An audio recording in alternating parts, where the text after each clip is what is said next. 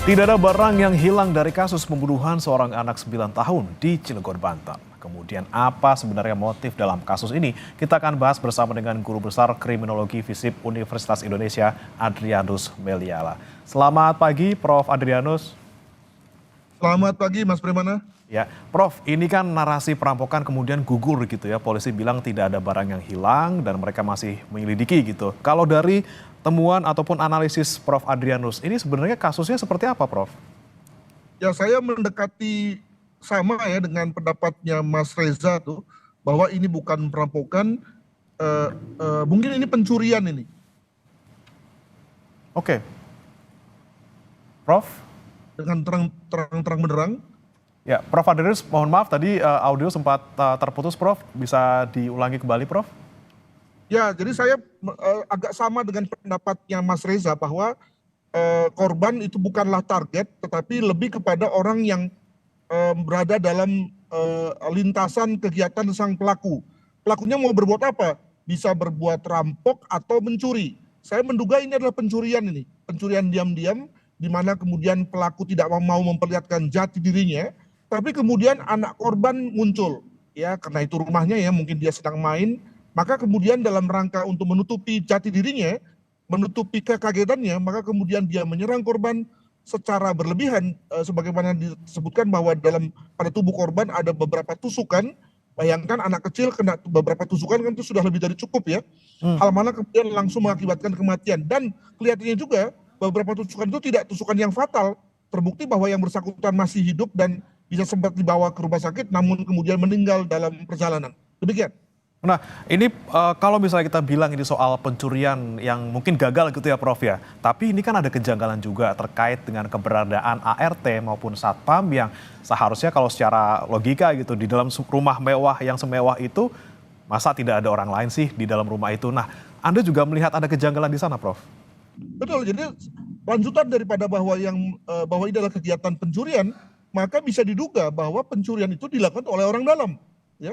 Oleh orang dalam bisa tadi ART atau Satpam, atau mungkin juga tamu yang datang tanpa termonitor oleh Satpam di perumahan. Nah, tentu orang itu bukanlah orang lain ya, bisa saja saudara, bisa saja kenalan lama yang kemudian bisa diterima diterima bertamu dan tidak menimbulkan kecurigaan. Lalu kemudian dalam prosesnya di situ dia mulai mencuri, kemudian ternyata dalam ruangan misalnya begitu ada anak yang kemudian melihat dan kemudian dibunuhnya. Jadi saya menduga bahwa ini bukan orang lain, bukan orang jauh ya. Dan saya juga sudah menduga bahwa polisi tentu memiliki feeling untuk itu, memiliki semacam dugaan untuk itu. Namun kemudian polisi tentu memastikan ya dengan cara membuat satu proses interogasi dan juga selidik TKP yang baik untuk kemudian sampai pada satu kesimpulan. Demikian.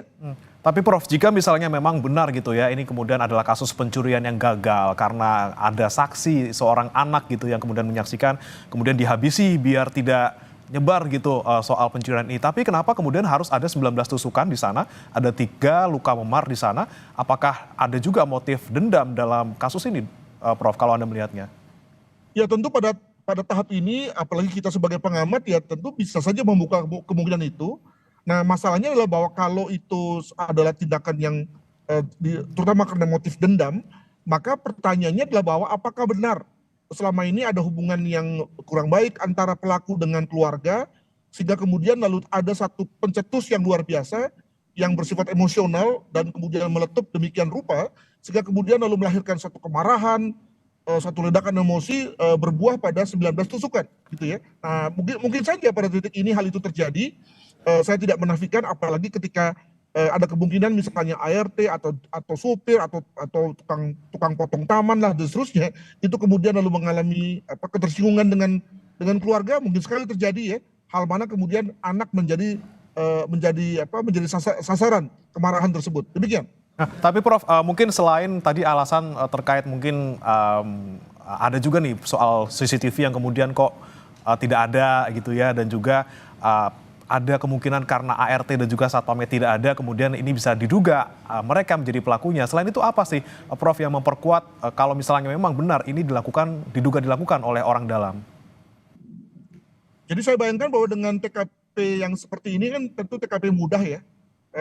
polisi itu tentu harus segera in control ya, mengendalikan situasi, segera mewawancarai para orang-orang yang diduga itu, lalu dengan cara terpisah dan kemudian melakukan cross check ya. Jadi oke lah tidak ada CCTV, tapi dengan adanya satu keterangan yang bersifat konfirmasi dari satu dengan yang lain, maka sebetulnya polisi bisa menduga pada titik ini, jam ini, di lokasi ini ada apa, begitu ya. Nah, maka lalu kemudian bisa ditrasir lagi dengan adanya sidik jari, dengan adanya DNA, hal itu bisa menggantikan posisi daripada CCTV tentang kontak fisik yang terjadi antara pelaku dan korban. Saya kira itu ya. Dan saya juga menduga sekali bahwa dengan lokasi seperti ini, TKP seperti ini, pasti polisi sudah memiliki banyak data. Cuma tadi agar kemudian lalu tidak spekulasi kemana-mana, demikian juga tidak lalu pihak-pihak yang terlibat itu lalu kemudian keluar dengan skenario lain, maka kemudian disebutlah bahwa polisi sedang mencari, sedang mendalami dan seterusnya. Demikian. Oke, Prof. Kemudian ini juga yang menjadi sorotan terutama oleh masyarakat juga terkait dengan peran seorang ayah korban yang juga seorang politisi nih, Prof. Yang ini mungkin kebetulan ya, karena di 2 hari sebelum kejadian ini di tanggal 14 Desember, ini ayahnya baru dilantik jadi Dewan Pakar DPD PKS Kota Cilegon. 2 hari kemudian ada nih kejadian pembunuhan seperti ini. Apakah juga ada kemungkinan, Prof, ada motif politik ataupun pelakunya ini adalah terkait dengan posisi ayah korban yang sebagai seorang politisi? Ya tentu narasi seperti ini memang menarik ya, namun dari pengalaman banyak tidak benarnya begitu ya. Kita dengan mengaitkan itu lalu seakan-akan ada konteks cocokologi gitu ya. Nah, saya lebih berpendapat pada konteks ini apakah karena dendam ya, atau juga karena pencurian, itu adalah 2 hal yang lebih mungkin ketimbang ada motif-motif politik yang terkait dengan profesi bapaknya. Jangan lupa bahwa kalaupun misalnya dibilang profesi politik, bayangkan bahwa bapaknya bukan ketua DPD gitu ya, yang mungkin lebih vital atau lebih mungkin untuk membuat orang sakit hati ya, misalnya dalam rangka penunjukan pengurus cabang atau yang lain ya. Sementara sebagai penasihat itu tentu tidak berada pada posisi yang membuat orang sakit hati atau marah ya. Mengingat penasihat itu lebih kepada fungsi-fungsi advisory atau fungsi-fungsi pemberian saran saja. Demikian. Berarti memang dari segi posisi juga bukan posisi yang dalam tanda kutip ini inilah ya, bisa memicu orang untuk melakukan hal seperti ini. Kemudian Prof, ini kan 8 saksi sedang diperiksa oleh polisi. Kemudian bagaimana seharusnya dilakukan oleh polisi untuk mengungkap kasus ini? Tadi terutama untuk orang-orang yang di dalam gitu ya, mungkin ART dan juga Satpam yang tidak ada di tempat waktu di lokasi, dan juga mungkin tetangga. Apa yang kemudian harus didalami oleh polisi untuk menemukan pelaku yang sebenarnya? Ya kita misalnya mengetahui yang namanya alibi kan. Nah, maka tentu masing-masing pihak, khususnya pelakunya, tentu akan mengupayakan membuat alibi yang semeyakinkan mungkin agar kemudian kecurigaan tidak tertuju padanya. Nah, masalahnya adalah bahwa ketika alibi satu dibuat, maka ada alibi yang lain yang kemudian tidak masuk tuh ya. Jadi kalau misalnya dia bilang bahwa si pelaku berada di luar rumah, maka tentu akan ada yang bilang bahwa yang bersangkutan tidak di luar rumah, kan begitu kan. Nah, kegiatan saling mencocokkan itulah yang nampaknya akan cukup lama memakan waktu kepolisian ya. Tapi at the end of the day saya kok yakin ya bahwa dengan lokasi seperti itu, jumlah saksi yang juga tidak terlalu banyak, apalagi dengan TKP yang sudah di-seal ya, sudah di polis lain, maka tentu cepat atau lambat polisi akan tahu siapa pelakunya. Demikian.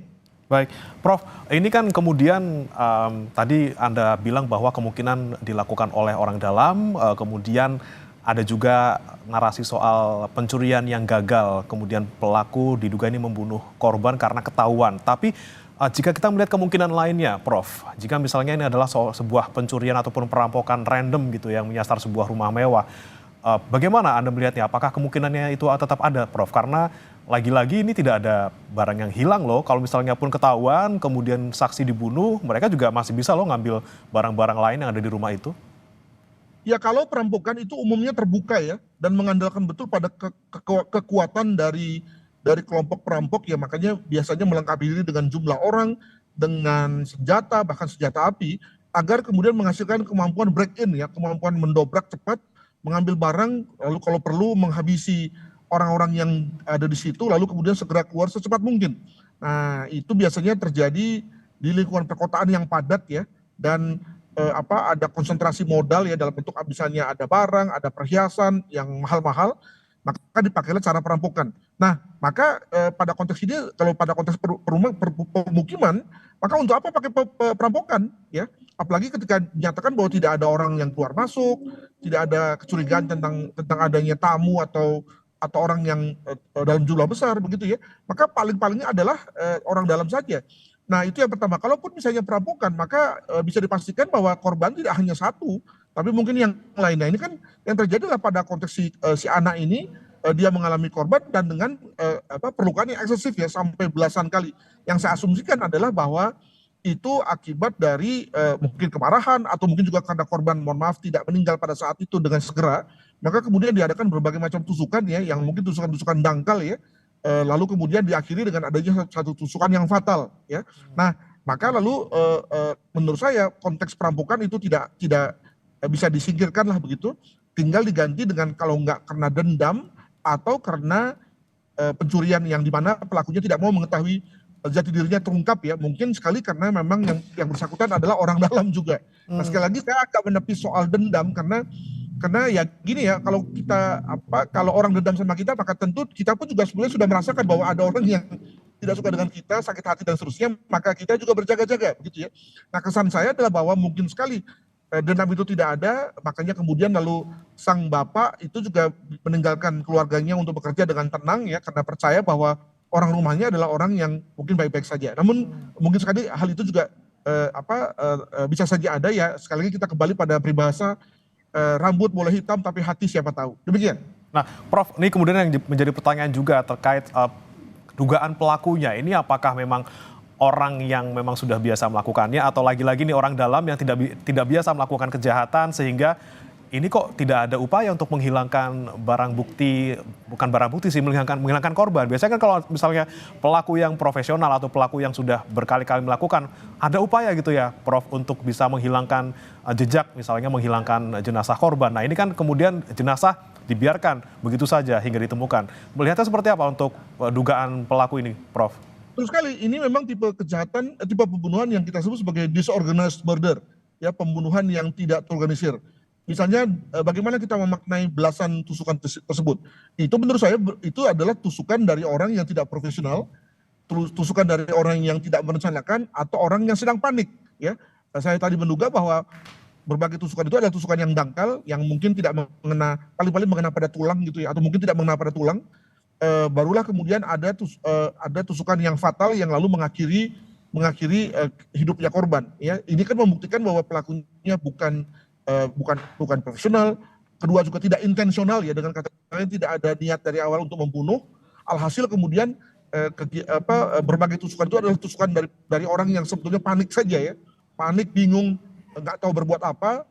Barulah kemudian setelah korban kehabisan darah atau tidak sadar, barulah kemudian yang bersangkutan berhenti untuk membunuh mengingat korban sudah ambruk begitu. Oke, baik. Terakhir, Prof, terkait dengan tidak adanya alat bukti yang ditemukan, misalnya alat untuk menusuk korban dan juga tidak adanya rekaman CCTV, apakah ini kemudian menjadi penghalang ataupun kendala yang besar bagi polisi untuk mengungkap dan membuktikan kasus ini?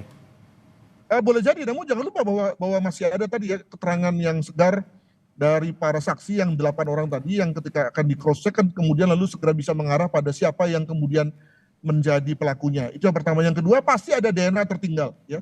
Jadi bayangkan bahwa pasti ada